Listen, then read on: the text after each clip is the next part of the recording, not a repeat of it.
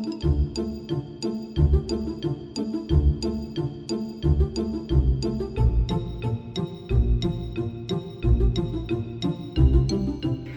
there, it's me, Annalisa Boyd, Orthodox Christian wife, mom to 10, bread baker, candy maker, self-proclaimed doula, accidental midwife, and the author of The Ascetic Lives of Mothers Hear Me, Special Agents of Christ, and creator of saintsbox.com.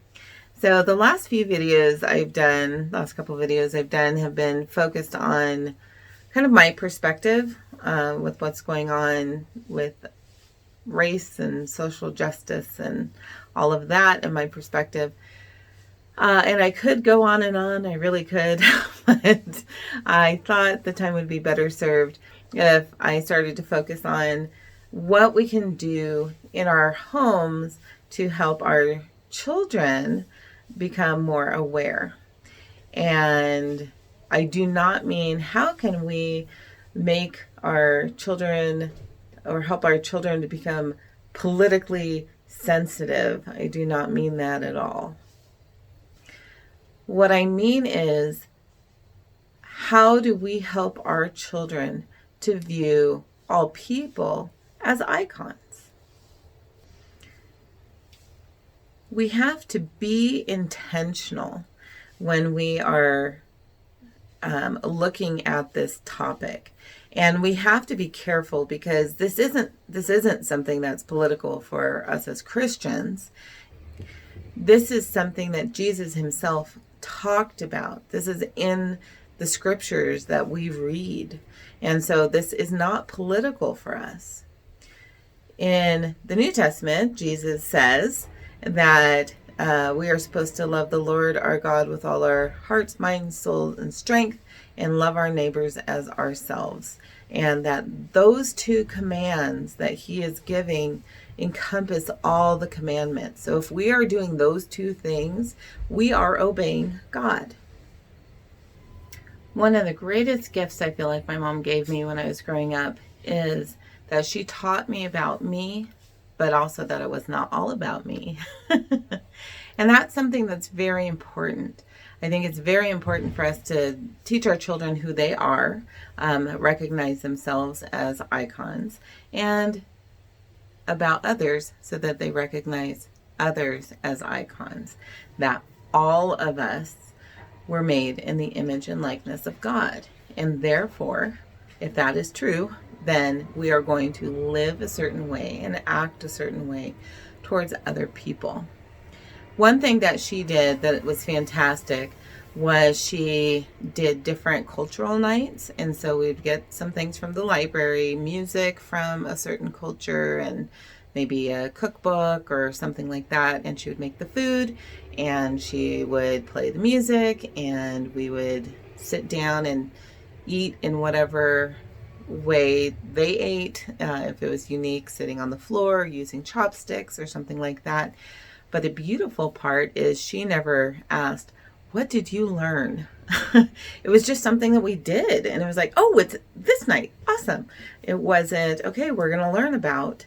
And so in that way, she gave us the opportunity to learn about things in a much more organic, natural way. And that really seeped in. That allowed us to kind of come to our own realizations and our own conclusions about these different cultures that we were unknowingly really learning about. She would take us to a Mexican restaurant on Cinco de Mayo, and we got to experience the celebration that was going on for the Mexican community. We went to, I remember going to the church that we went to, the Protestant church. There weren't very many black churches in Cupertino, California. So we had gone out somewhere. I can't even remember where it was. But I remember that experiencing what a black church, what that culture was like, and the differences and similarities between what I was experiencing there and what I was experiencing in the church that was in my neighborhood. The difference between coffee hour at our church, which was a much smaller affair, and people kept to themselves or their little groups more. And at the black church, it was more of it was like Thanksgiving. It was this big meal, and this it was like a big family reunion gathering type situation, and all of that just was sinking in. And when my kids were growing up, we had lots of opportunities as well, by going to the Highland Games, or we did something where we made kind of bento boxes, but we focused on different cultures. So we made like a Scottish bento box, and we did Chinese, I think we did Italian, and so we did a number of different bento boxes that were fun and interesting, and they got to taste and see and experience a bit of another culture.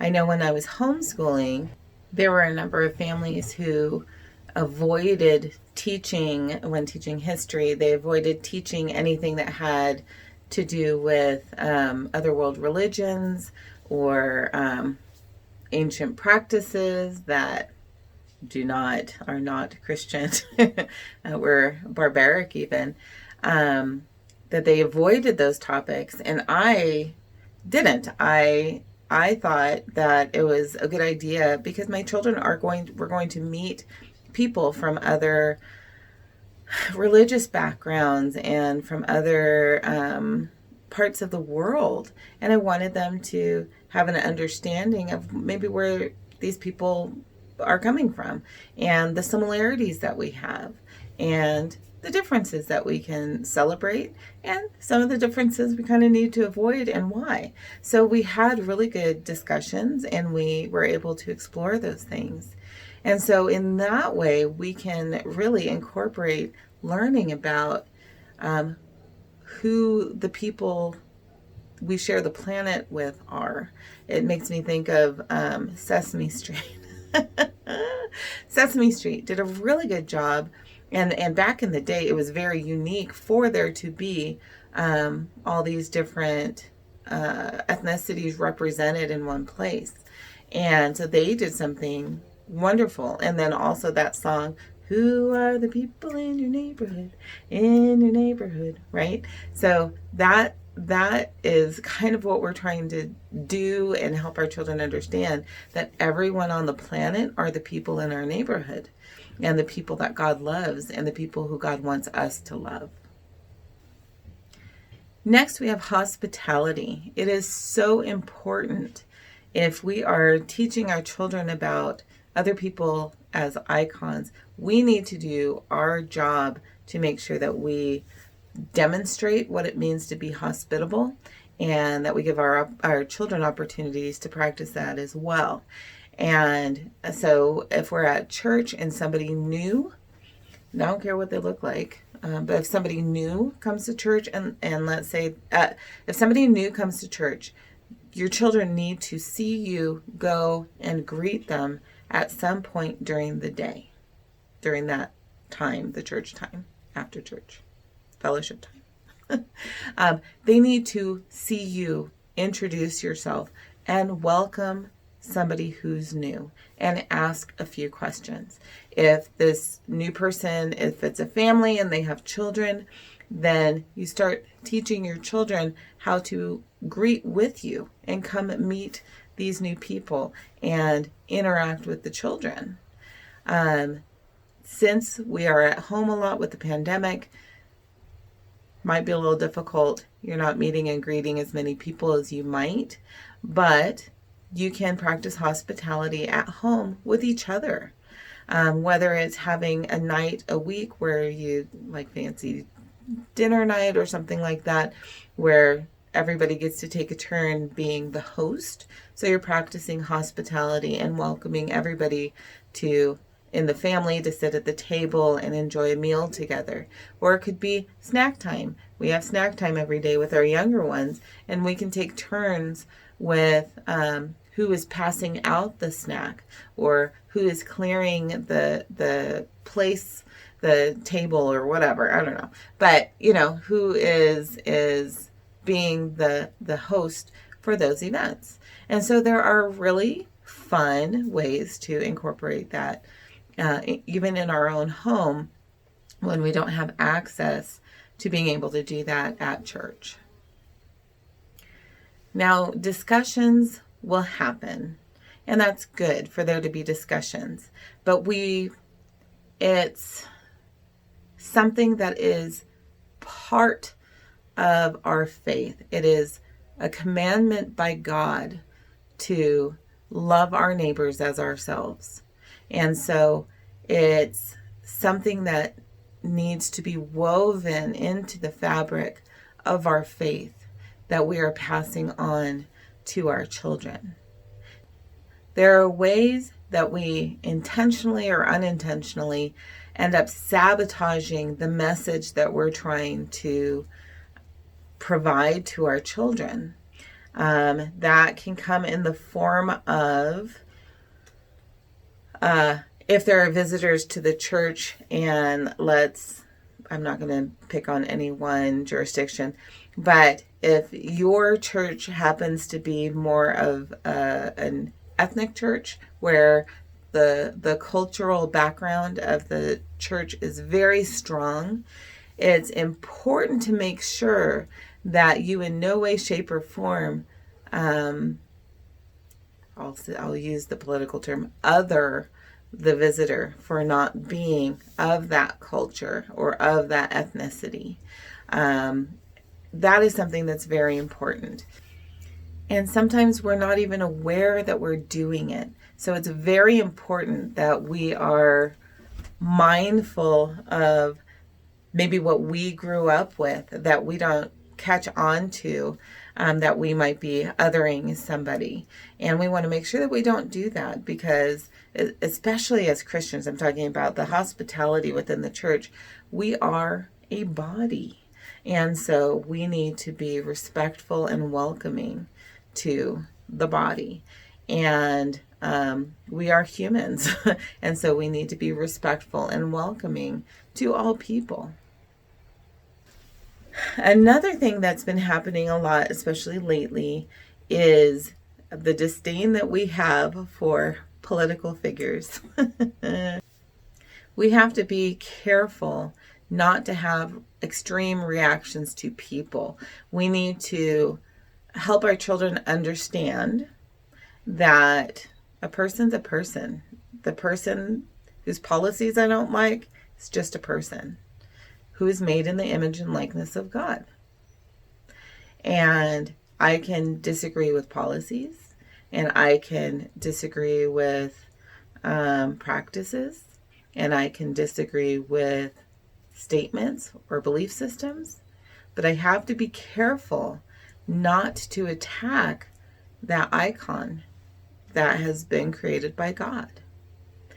And so I need to be specific with my children and clear that this person, God tells me that I need to love this person, but we don't always agree. And I don't agree with the choices that this person has made, or I don't agree with the policies that this person has made. The other area that we have to be careful are people groups that, people who are living in a way that is not in accordance with what God has established, but being hateful towards anybody, or being hateful towards LGBTQ, or being hateful towards women who have had abortions, or people who are pro-life or pro-choice, being hateful towards, there's so many different things that you can be hateful towards. We are not supposed to be hateful. We're supposed to be loving. We can disagree with practices or belief systems, and it's important for us to help our children understand why, but we have to be loving. We still have to be loving towards all mankind. One thing that my husband did early on in our marriage, and I don't even know that he is aware that this had an impact on me. But it was during the time when Saddam Hussein was on the run, and a horrible person, did horrible things. But during our prayer time, my husband prayed for the salvation of his soul. He prayed for him that in some way, if at all possible, that even now, even when he was on the run, even when his life was going to be ending one way or another, as soon as he was captured, that he would be repentant and that he would come to know Christ, that he would have a saving knowledge of Christ. And that really struck me about how we can pray for people who do horrible, horrible things, but they were still made in the image and likeness of God.